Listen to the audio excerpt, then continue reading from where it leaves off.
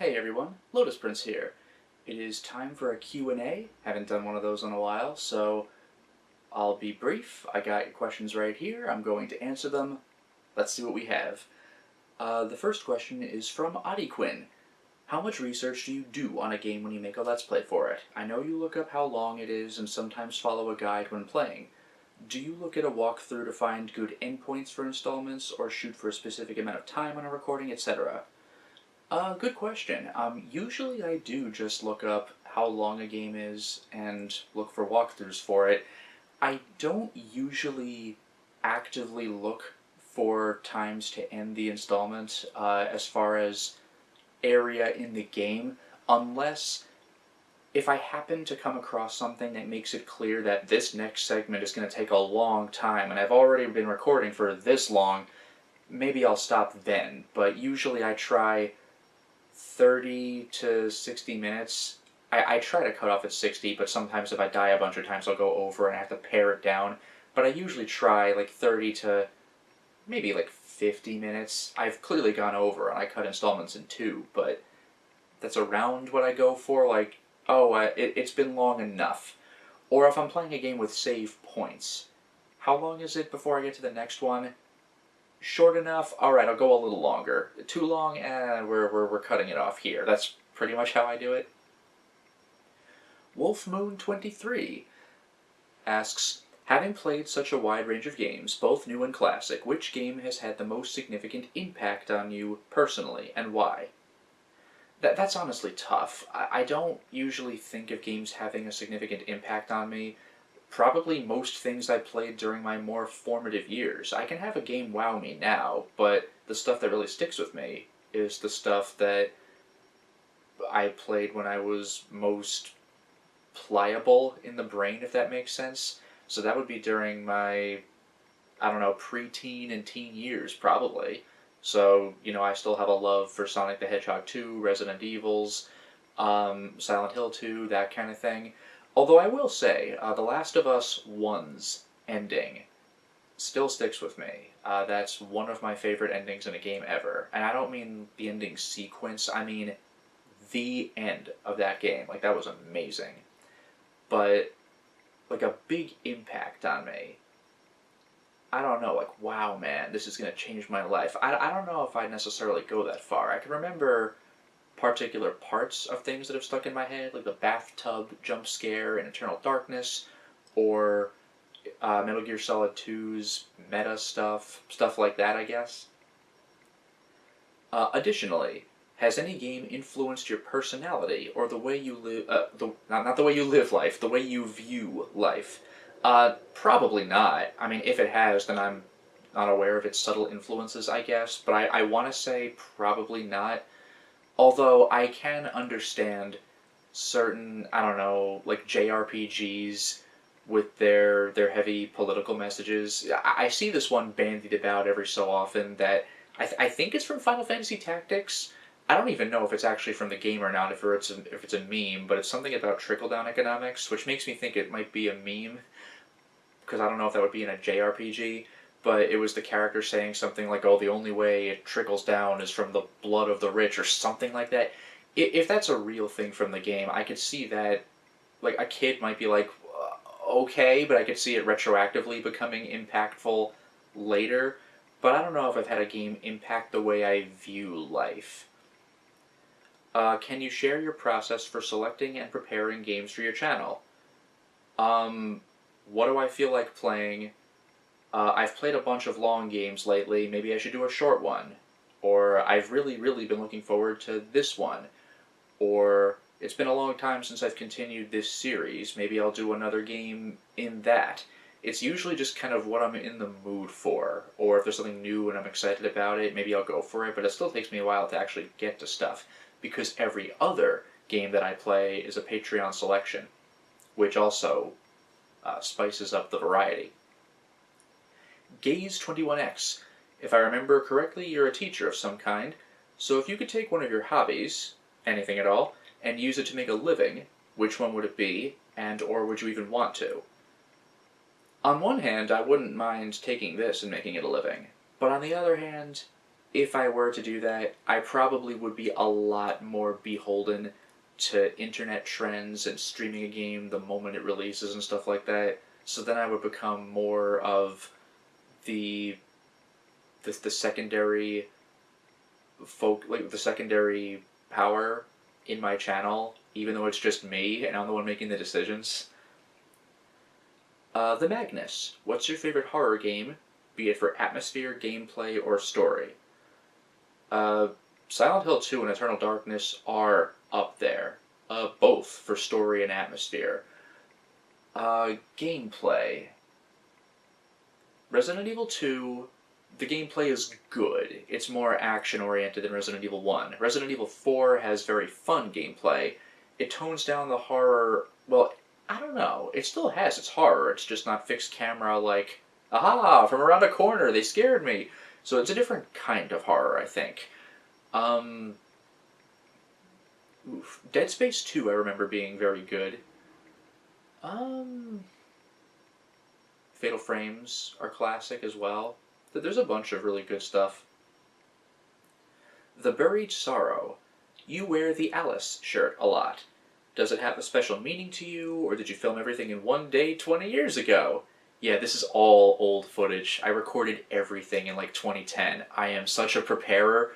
But it kind of does. I discovered American McGee's Alice in 2000 or 2001 or something, and I do like me some fairy tales. I got a bunch of Grimm stuff. I actually have the Lewis Carroll Alice book, like the Barnes & Noble collection. Stuff like that. I like some fairy tales and weird twisted takes on them. So Alice had an impact on me, and this goes back to what I said earlier, back in my formative years. If this was 2000, then I would have been 14 or 15 or something like that. So that was when I was young enough that it burned itself into my brain, and I just like it. And I got lucky enough to find this shirt. It was not when American McGee's Alice was new. It was when the Tim Burton Alice movie was coming out, and a lot of people suspected it would basically be American McGee's Alice the movie, because it's dark, weird Alice, and the Cheshire Cat sort of reminded them of, or at least the voice sort of reminded them of the American McGee's one, and we were like, well, Tim Burton, like, what a choice to make American McGee's Alice the movie, incredible. It turns out he did his own thing after all, but when the movie came out, or was coming out, they had shirts in the mall for the movie, and for some reason also this. I guess because it's also Dark Alice, but it was along with them. So I saw it and thought, oh, how lucky, so I picked it up. Paul Whaley, what's the game that you'd like most to be remade? That's tough to think of, because it also depends, are we changing sort of the genre, like going from fixed camera angle to over the shoulder for Silent Hill 2 and Resident Evil 2 and stuff like that, or are we thinking sort of like remaster, or maybe like the Resident Evil 1 remaster, it's still fixed camera but we're changing stuff up about it so it's not just the same game again?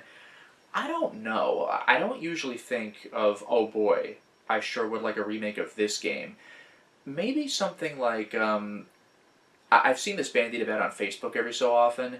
Don't remake movies that are already good. Remake movies that had interesting ideas but didn't end up with a good execution, and do it right this time.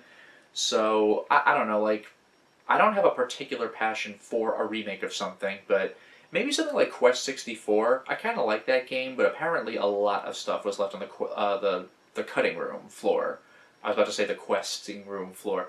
A lot of stuff was left on the cutting room floor. Maybe redo the game, but have it more engaging, because it was very repetitive, even though I like it. And include all the cut content, because especially with the end, it felt like stuff was missing.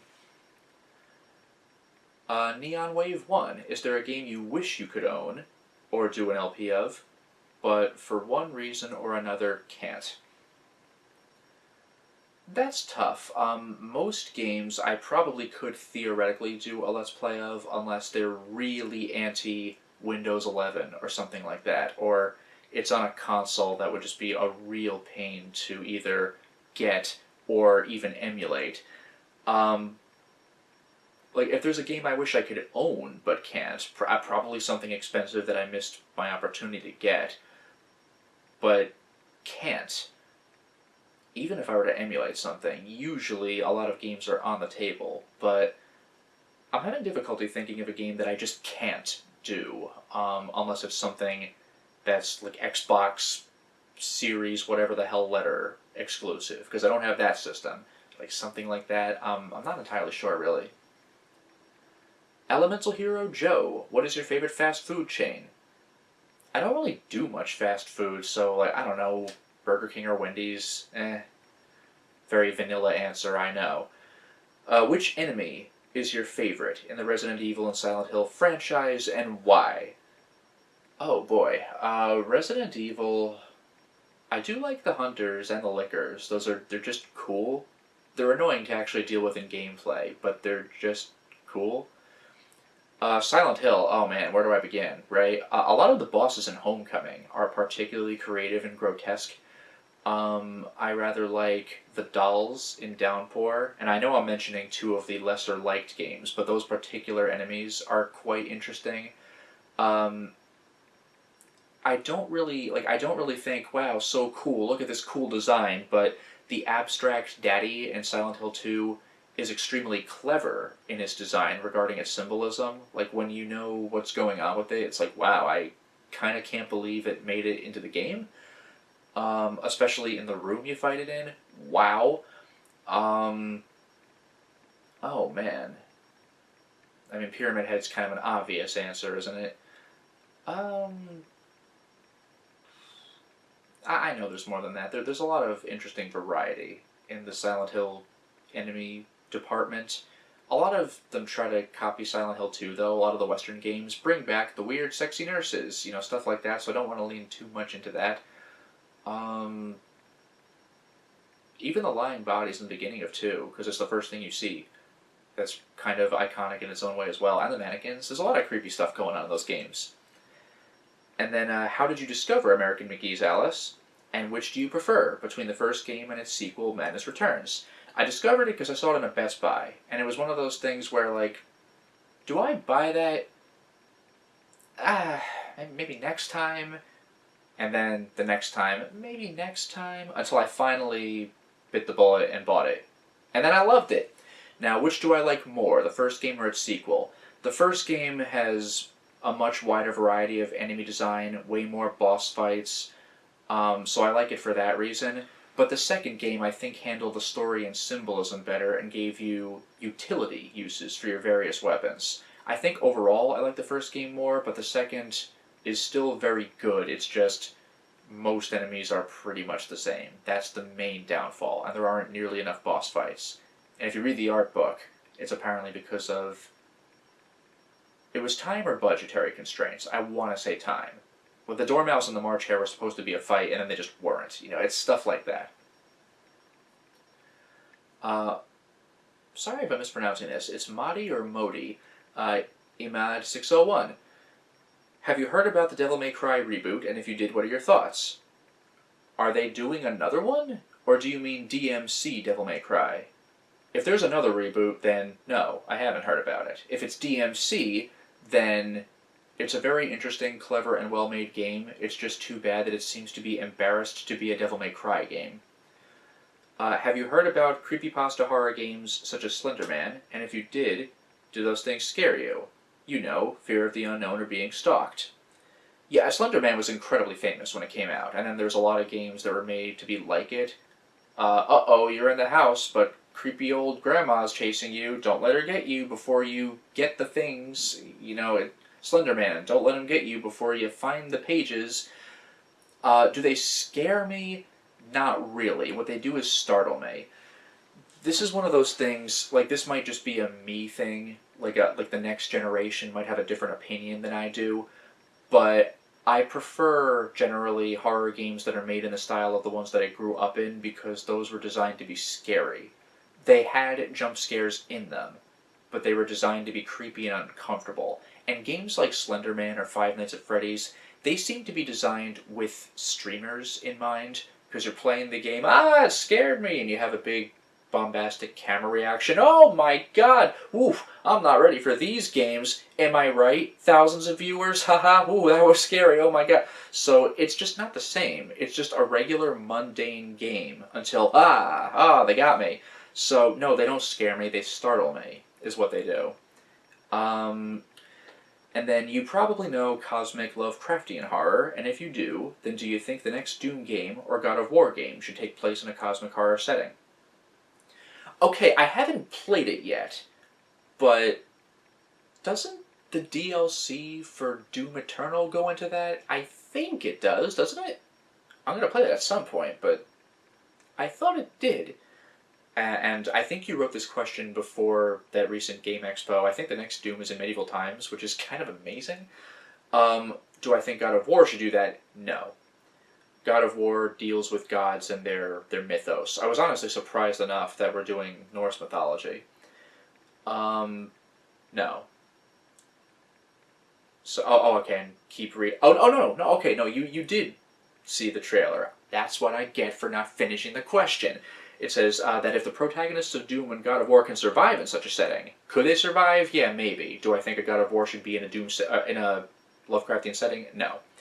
Also, thoughts on the new Doom trailer, Doom the Dark Ages. I didn't watch the trailer, I just know that there's a game called Doom the Dark Ages. Sounds interesting. Akira Strix 94. With how much more experimental games have been becoming, is there any game genre you'd like to see experimented at least once, even if it's just a decent idea at best? Okay, so this would have been really hard for me to answer before, but don't tell anybody. I might be recording Dante's Inferno, possibly, maybe. So the fact that I'm doing that, the alleged fact that I'm doing that, has me thinking. This game came out during the PS3 360 era, so it's a cool hack and slash like God of War, except it's kind of in a Christian setting. It's in an interpretation of a Christian setting, but the actual epic poem was a walking tour of hell. And in the PS4 era, games that were backhandedly called walking simulators were made, and they're not a lot of people's thing, but they're becoming a little more accepted now.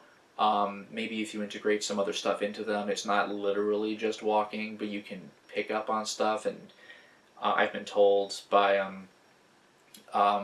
Dragon Ace, for example, there are things like VR tours of like virtual museums. You could literally walk around in VR and observe things that people want to show you.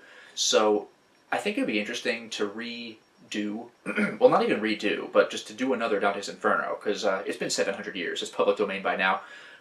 Do an actual tour of hell for Dante's Inferno, the way it was written in the original epic poem. I think that would be interesting. I don't think it would be terribly popular, but it'd be really cool. The Hammer Smash Dave. What do you think about the new Clock Tower remaster? Well, it's not out, but I'm very happy that it's being made. We've never had that game localized before, so I'm excited about it. Your playthrough of it... Blah, blah, blah, I can't talk. Your playthrough of it was how I found your channel and how I found out about the game. Yeah, what a surprise, right? The first Clock Tower we officially got was Clock Tower 2. We just called it Clock Tower 1. And the game kept going, oh, remember the Scissorman murders? And we were like, no. Awkward. So now we're actually officially getting the game, which is very, very nice. User by 9UL3ZT6S. Do you still do the podcast with your friends? No. If you go to my podcast channel, you see it's just not been updated for a very long time. No. We stopped it after, I think it was 500 episodes. It was a nice round number, but most of the members of the podcast are married and have kids now. It's a bit of an ask to ask them all to stay up till like 1 a.m. every single week.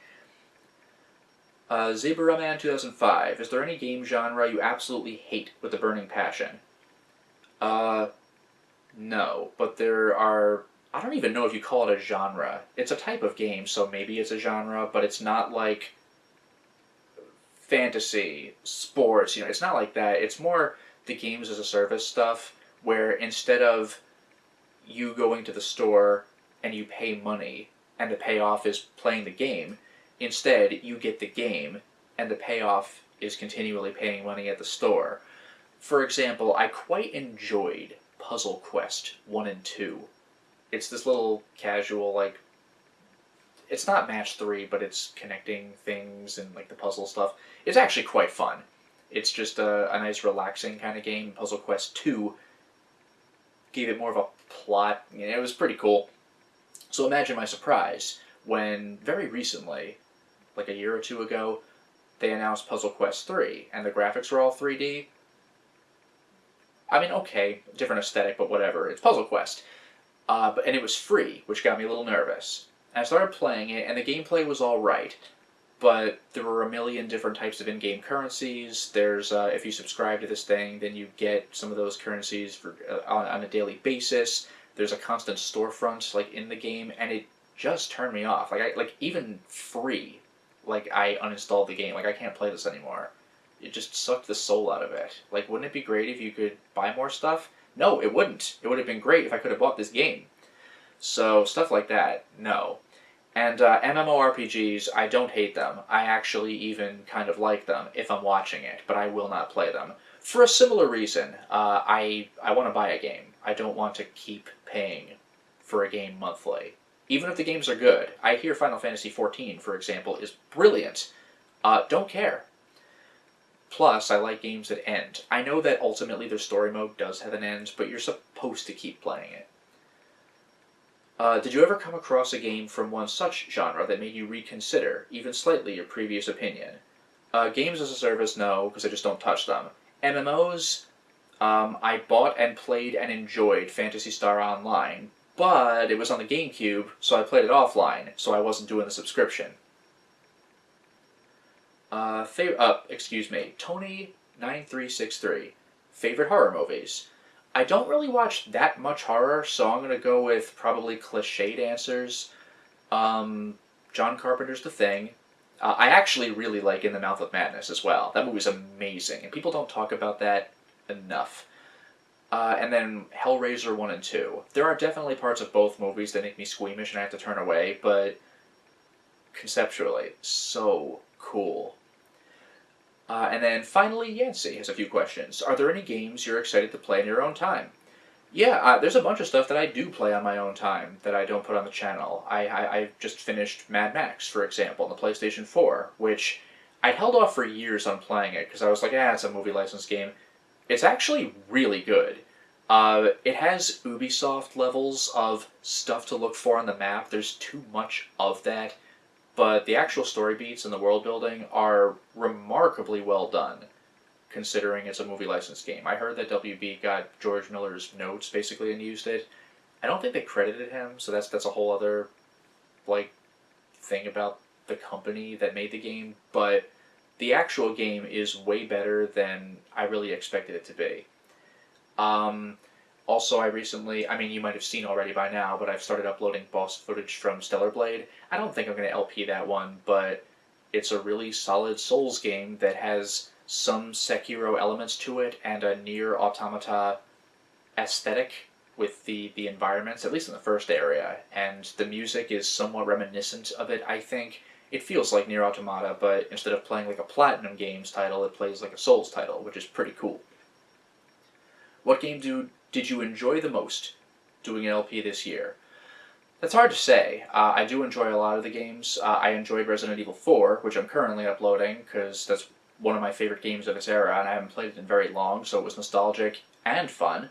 I also very much enjoyed Chrono Trigger, because even though I had played that back in college, I emulated it and kind of ran through it. And when I did back then, I was like, it's good, you know? But now that I'm forced to play it at speed, without using the speed up function in an emulator, I actually got to immerse myself in it, and I'm reading the dialogue out loud, so I'm reading everything everybody says. Man, that game is good, so that was fun to play as well, because I was playing it for the first time for the second time, if that makes sense. What was the hardest boss you've had to fight? Ooh, boy. I know I took a good 2 hours on Owl the Father in Sekiro. That guy was a nightmare for me. The Demon of Hatred was pretty scary as well, although I didn't take as long on him. It was just that fight is long. But There was also the final boss of Galarian's Ash. He was annoying partly because of the resources I had when I went into that fight. I only have this many healing items, and that guy just takes forever to bring down. I was actually questioning whether I'd soft block myself at that point. The same goes for the final boss of Resident Evil 0 on hard mode. The final boss of Resident Evil 0 really isn't that hard, but my ammo and healing were strained, and again, I was afraid I might have soft locked myself at that point. That was a stressful experience. Are you going to start recording the Elden Ring DLC once the DLC released? No. Just like I didn't start recording Elden Ring once Elden Ring released. I'm going to wait for a comprehensive guide so I don't give you like 30% of a Let's Play. So as usual, I'm going to jump on a game well after everyone's already gotten tired of it and I get a poor view count, but I want to actually experience the whole game without completing a Let's Play and going, oh, I missed this and this and this and this and this and this and this, and then I have 100 comments. Oh, you missed those things. I'm particularly passionate about FromSoft games, so I actually want to experience everything I can. There are some games where I'm just going to plow through the story, but Souls, and especially Elden Ring, where you can literally skip over half of the game if you want to, the point is the exploration, so I want to have as much information as I can. But there you go. Those are the questions, so thank you very much for providing them, and I hope that these answers have been adequate. I look forward to doing another one of these later, but in the meantime, enjoy Resident Evil 4, and thank you very much for your support. Until next time, everyone.